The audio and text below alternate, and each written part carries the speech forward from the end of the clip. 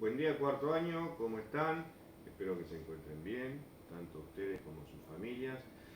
Primero y antes de comenzar la clase, quiero pedirles disculpas porque no pude subir la clase ayer. De hecho, esta es una nueva clase que estoy filmando hoy. La clase de ayer la filmé en el celular, que tiene mejor sonido que la computadora, pero no la pude, no hubo manera de subirla. Evidentemente sigo teniendo los mismos problemas que tenía al comienzo con la internet de mi casa. Ayer volví a hacer el reclamo, pero me dijeron que me tienen que instalar un nuevo módem y hasta que no haya técnicos trabajando, o mejor dicho, mientras no haya técnicos trabajando en la calle, voy a seguir con esta clase de inconvenientes. De todas maneras, eh, con la computadora me cuesta menos subirlo. Bien, vamos a empezar. Yo les mandé un trabajo, los estuve viendo, los trabajos que me devolvieron ustedes, en general no estaban mal. Hay que hacer algunas aclaraciones. ¿Cómo vamos a seguir con esto? Ustedes han leído dos apuntes, el de qué es organización y el de qué es TGA y qué es administrar. El primero nos sirvió, o mejor dicho, me sirvió para ver cuáles son sus capacidades, sus habilidades en cuanto a la comprensión de un texto y la elaboración de un escrito por parte de ustedes sobre lo comprendido del texto leído. El segundo, ya tratando de buscar una definición de qué es la teoría general de la administración y qué es administrar. Vamos a eso puntualmente, para después decirle cómo vamos a seguir. Vean, en ese último texto que les di, eh, estamos haciendo una diferenciación, ¿no? ¿Qué es la teoría general de la administración? Ahora, ¿dónde empieza o desde qué momento podemos nosotros encontrar ejemplos de actos administrativos, digamos, o de administración? Esto lo podemos encontrar en la historia desde la organización de los ejércitos en la antigüedad. Podemos encontrar ejemplos de administración y formas de administración. Pero vamos a venir un poco más aquí en la historia y situarnos en la época de la segunda fase de la Revolución Industrial. Es allí donde nace de alguna manera la teoría general de la administración. ¿Por qué? Porque es durante la segunda revolución industrial, o mejor dicho, la segunda fase de la revolución industrial, que crecen las organizaciones producto de determinados avances tecnológicos, cambios económicos, que dan lugar a un crecimiento, o mejor dicho, a la aparición de grandes organizaciones. Lo que antes eran pequeñas fábricas o talleres se convierten en organizaciones donde se emplean a miles de personas. Fíjense, la teoría general de la administración empieza con el énfasis puesto en las tareas. ¿Qué son las tareas? Es el nivel de ejecución. Hago así bajito, ahora les voy a hacer un dibujito. ¿A qué me refiero con esto? La atención de la administración está puesta en quienes realizan las tareas dentro de una organización. Esto fundamentalmente en las organizaciones de tipo industriales, donde la mano de obra era humana, no como ahora que es robotizada. Este énfasis puesto en las tareas significa que la atención estaba en solucionar los problemas propios de quienes ejecutaban el trabajo. ¿Por qué? Porque son personas, o eran personas aquellas, perdón, que se habían trasladado de zonas rurales en busca de trabajo a zonas urbanas donde estaban las fábricas. Esto es el nacimiento de una nueva clase social que es el proletariado. Algo lo habrán estudiado ustedes en historia.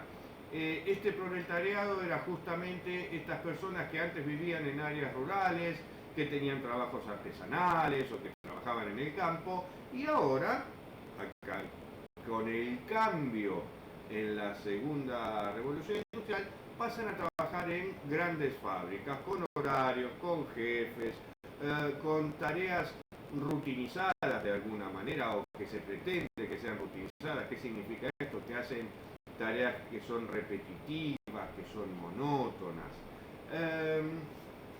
Esto genera una necesidad de administrar, de organizar a toda esa gente. ¿Qué es lo primero que hacen los teóricos de la administración o los primeros administradores? Buscan la forma de mecanizar, atiendan bien esta palabra, mecanizar el trabajo de las personas. Es decir, hacer que las personas trabajen como si fuesen piezas, engranajes de una máquina. Yo siempre digo como si fuese un reloj, ¿no es cierto? Entonces, las personas pasan a ser piezas de un mecanismo y trabajan de esa manera mecánica, de esa manera, digamos, automatizada. Ese es el trabajo que se pretende de las personas, un trabajo análogo al de una pieza de una máquina.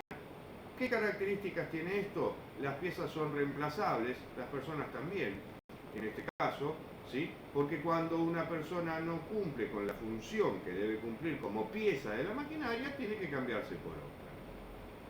En esto vamos a ahondar más cuando empecemos ya a ver las diferentes corrientes o teorías administrativas. Corrientes me refiero, escuchen esto, corrientes de pensamiento, escuelas de pensamiento, es decir, formas o visiones, ¿sí?, sobre la administración que tienen una particularidad determinada. Entonces se habla de escuela de administración científica, escuela de las relaciones humanas, burocracia, ya vamos a ver todas en particular, ¿sí? Ese va a ser el derrotero del año. Vamos a empezar con las primeras teorías administrativas surgidas, vuelvo a repetir, a partir de la segunda fase de la Revolución Industrial. Hay un derrotero de atención puesta por parte de la administración que empieza con las tareas. Miren lo que tengo aquí.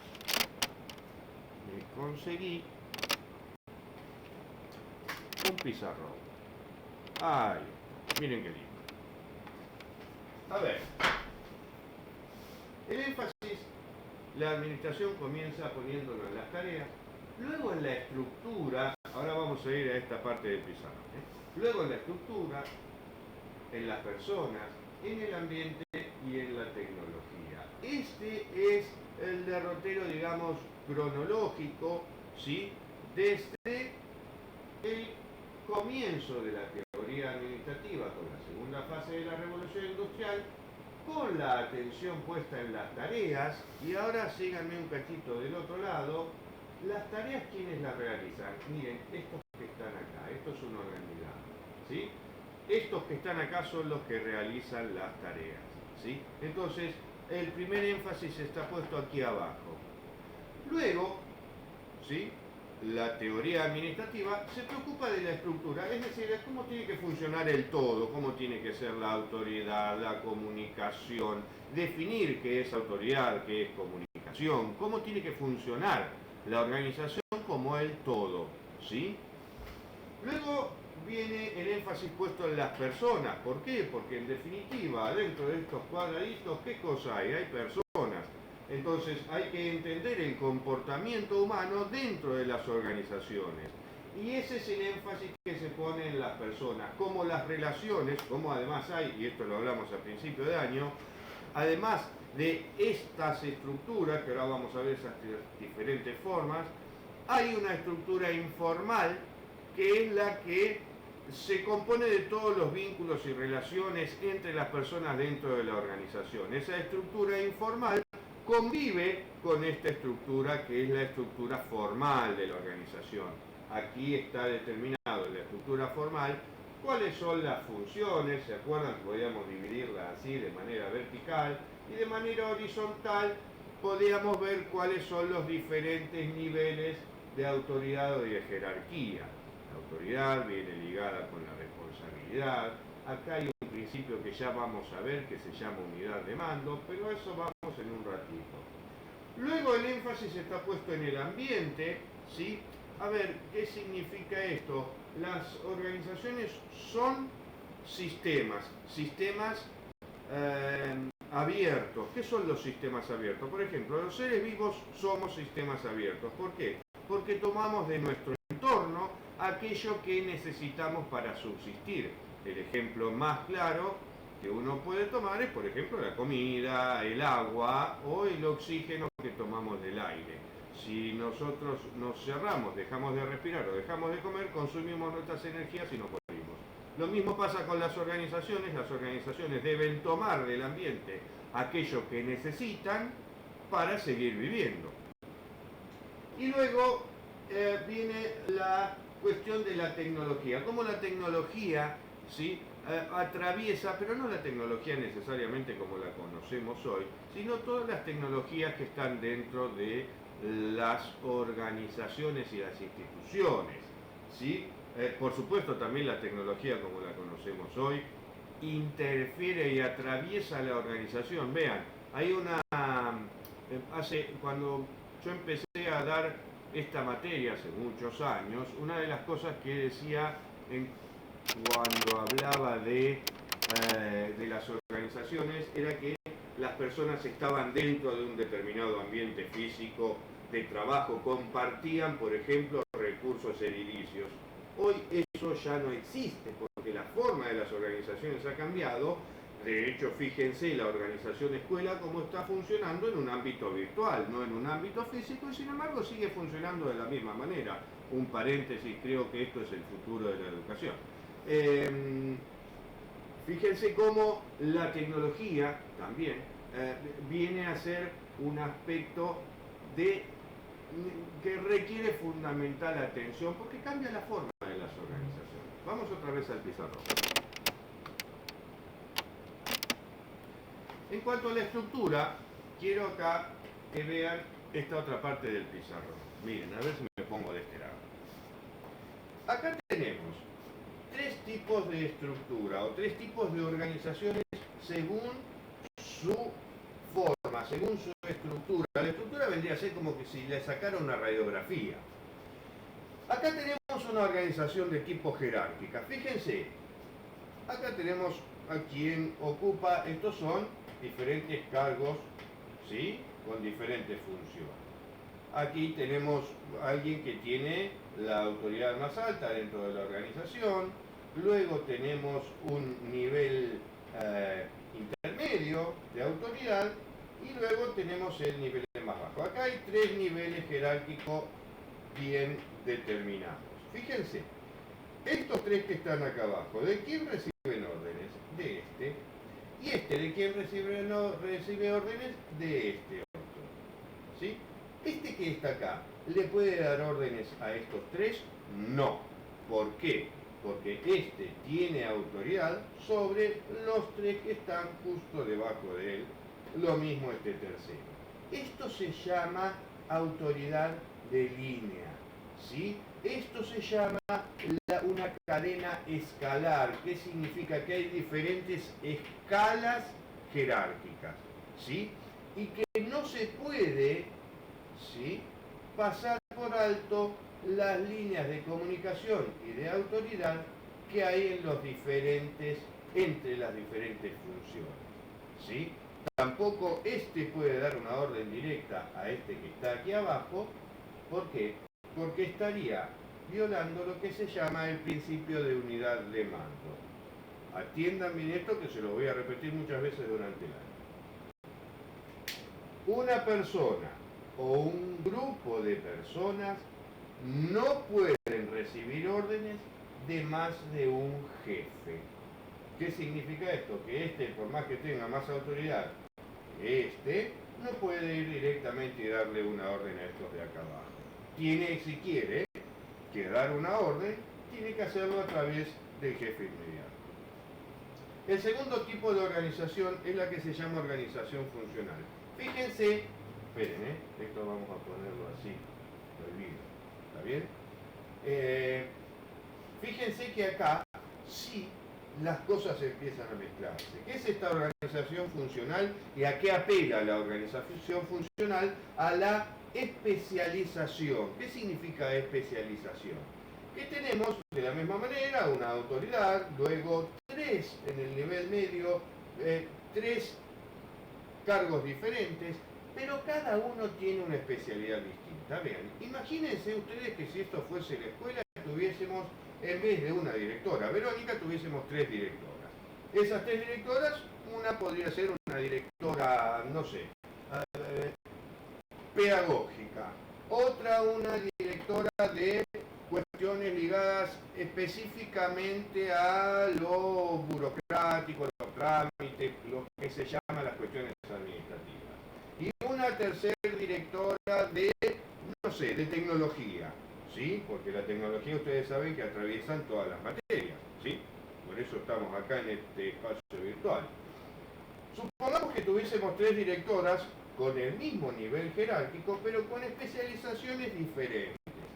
Esta daría órdenes y recomendaciones a todos los docentes respecto de cuestiones pedagógicas, didácticas, del dictado de las materias y demás.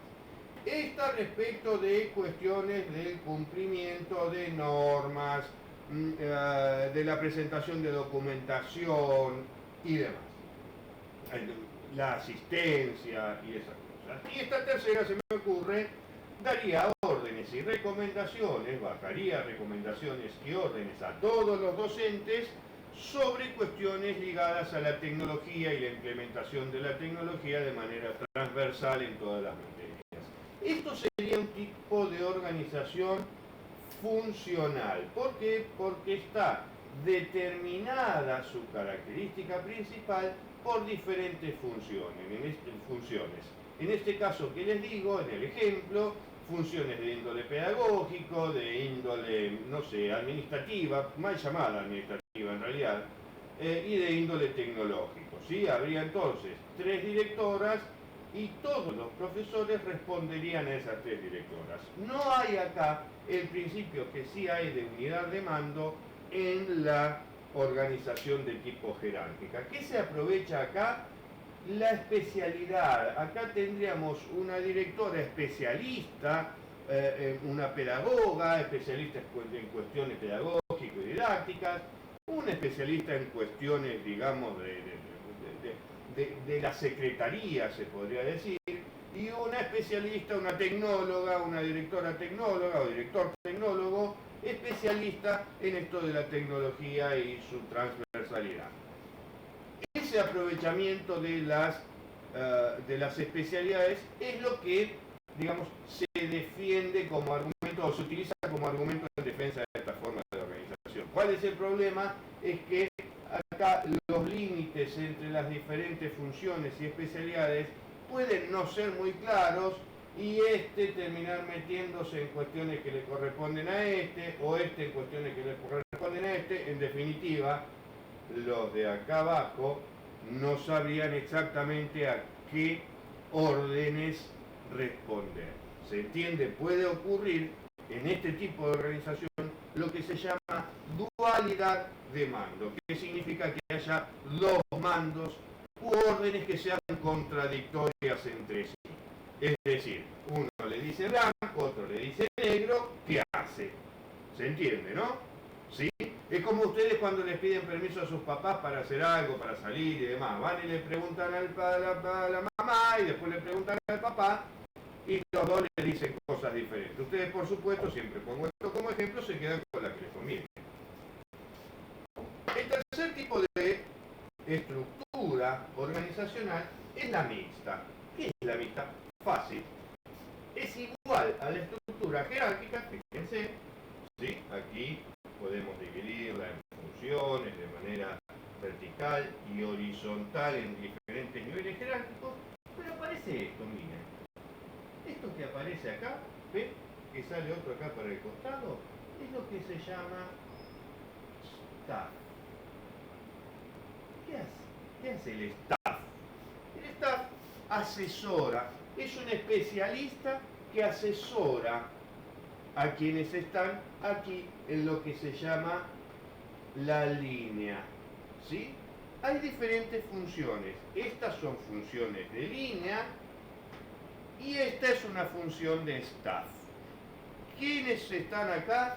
Los especialistas. Entonces, de alguna manera, esta organización mixta lo que hace es aprovechar la especialización, pero no con autoridad, sino ¿para qué? Para que asesore, para que aconseje, para que de alguna manera estos que son los que toman las decisiones puedan proveerse de los conocimientos de un especialista. ¿Sí? Estos en general son tres tipos de estructura organizacional. Volvamos. Muy bien. ¿Se ve bien ahí, no? Sí. Espero que se escuche bien también. A ver, ya nos estamos yendo de tiempo, va a tardar una vida en subir esto. Volvamos. Vamos a trabajar de la siguiente manera.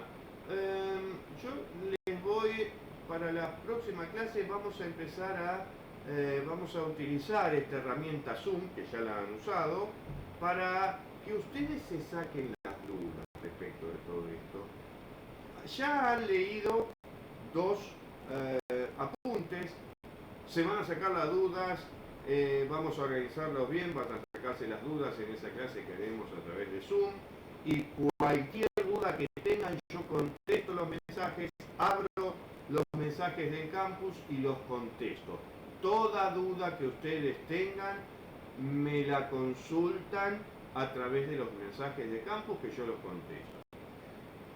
Luego vamos a hacer una actividad de evaluación que va a servir a dos fines en realidad. No solo van a acreditar ustedes lo aprendido durante este periodo, sino que la verdad a mí como docente me sirve mucho a ver qué tan eficaz ha sido mi trabajo en este modo virtual y qué cosas tengo que mejorar, corregir o qué de la fluidez de las clases y del dinamismo de las clases presenciales pueda estar faltando o no.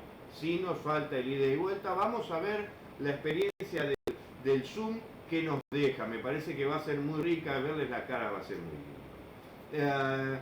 Repito, cuídense mucho, como les digo siempre, lávense las manos, cuiden a los viejos, no salgan de no ser necesario absolutamente. Los queremos mucho, los extrañamos. Ojalá nos veamos pronto. Nos vamos a ver a través de esto, pero ojalá estemos también pronto cara a cara. Cuídense, hasta la próxima.